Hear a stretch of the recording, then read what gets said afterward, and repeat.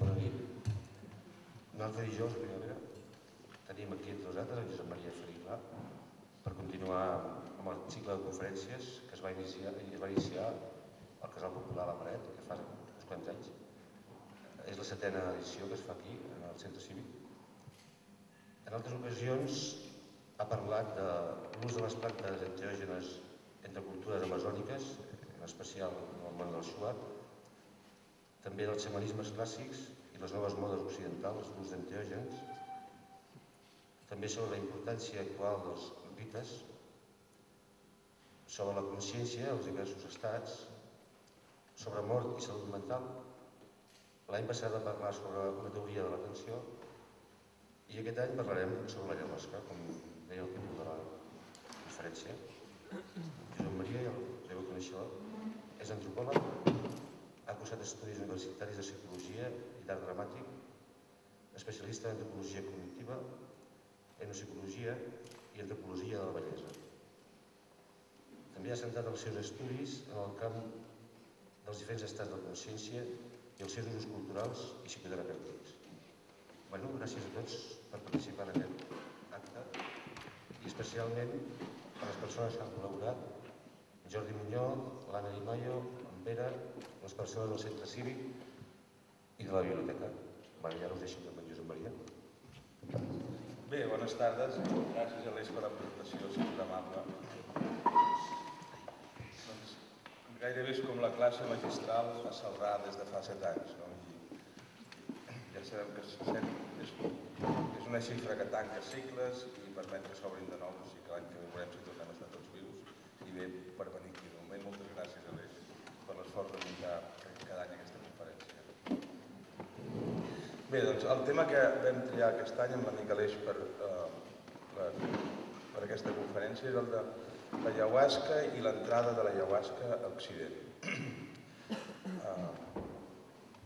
Una petita prèvia, o sigui, l'ayahuasca, i sol haver una certa confusió sobre el tema de l'ayahuasca perquè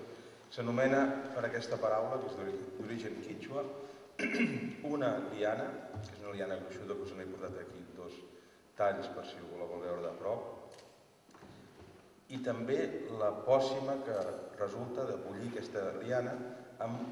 una diversitat de plantes i és només aquesta combinació farmacològica la que produeix una substància psicoactiva visionària que ha estat usada a l'Amazònia des de fa com a mínim que sàpiguen els paleobotànics uns 10 o 11 segles.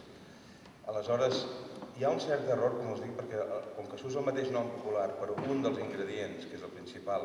i el resultant de l'ebullició d'aquest ingredient més altres, hi ha persones aquí a Occident ara que s'està popularitzant d'una forma sorprenent el consum d'ayahuasca que pensen que només és aquesta liana, l'ayahuasca, i en tot cas el líquid que surt de bullir-la, i no és així. No entraré en qüestions de farmacodinàmia o farmacologia de l'ayahuasca perquè no és el tema d'avui, però és un efecte molt sofisticat. És a dir, inclús fins ara es pensava que el principi actiu visionari era una substància que químicament s'anomena dimetiltriptamina i les investigacions recents d'aquest any mateix i de finals del 2007 que estan fent col·laboradors i amics que estan treballant en investigacions vanguardistes en el món estan posant de relleu que la DMT no explica el principi psicoactiu visionari de l'ayahuasca o que en tot cas ho explica amb un 10 o un 12%, no més que això. Amb la qual cosa hi ha tot un camp d'investigació bioquímica i farmacològica encara obert i un grapat interrogant sobre què d'aquestes barreges ens produeix l'efecte psicoactiu tan buscat. Per altra banda, les mixtures possibles entre la Banisteriopsis caapi, que és el nom botànic d'aquesta liana, i els ingredients que s'hi han d'afegir,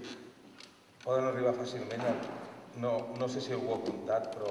aproximadament poden haver-hi unes 5.000 combinacions diferents de plantes que donen un resultat similar. És a dir que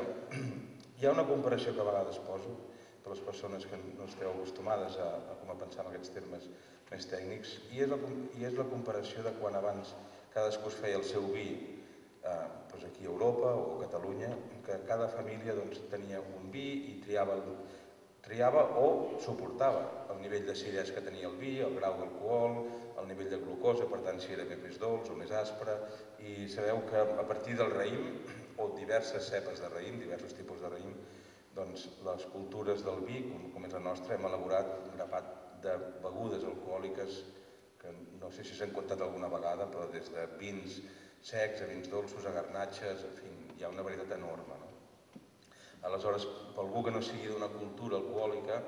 per exemple, el musulman potser tot és vi, però per nosaltres sabem que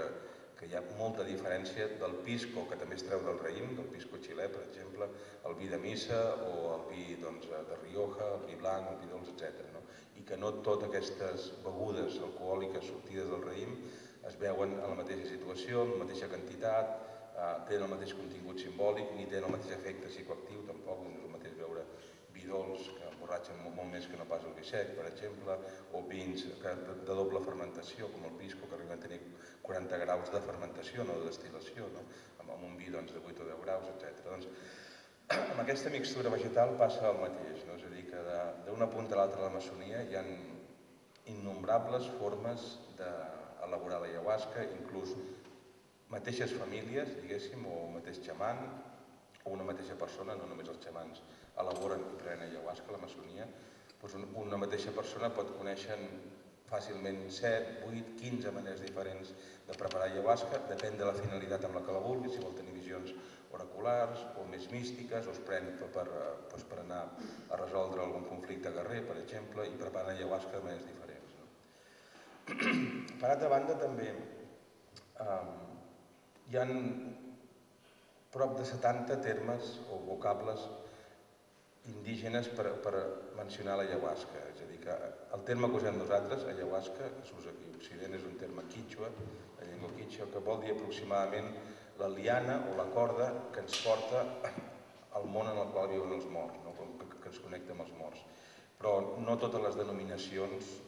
tenen aquest sentit com transcendent o de relació amb els morts. A Colòmbia, per exemple, el vocable popular és yagé, o sigui, els colombians no usen la paraula ayahuasca, i yagé té un altre origen etimològic i vol dir una altra cosa. Els xuars, amb els quals he estat anys, que nosaltres els coneixem com a jíbaros, ells anomenen amb la paraula natem,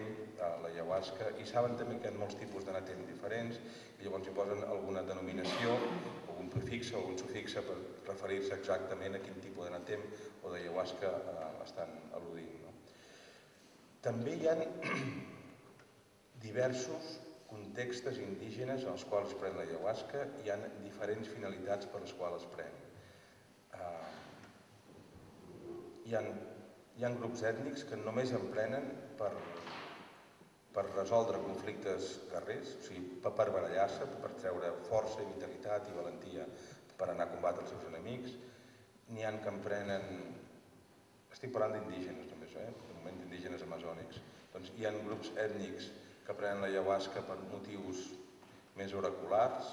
altres que ho prenen per motius més festius, per motius sanitaris també, per curar-se, per motius místics també, no en el sentit occidental de misticisme, però sí amb un afany, podríem dir, de buscar la veritat, o la seva veritat. Aleshores, és un món complex, és un món cultural ampli, amb molta profunditat històrica, com us deia, de 10 o més segles de profunditat.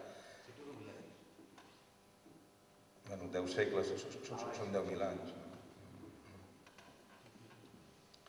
I llavors el que ens arriba a nosaltres de l'ayahuasca en general és una simplificació. Aquí a Occident està arribant una simplificació molt gran del que és l'ús de l'ayahuasca i és una cosa que sembla com natural al nostre món contemporani, d'extreure de contextos aliens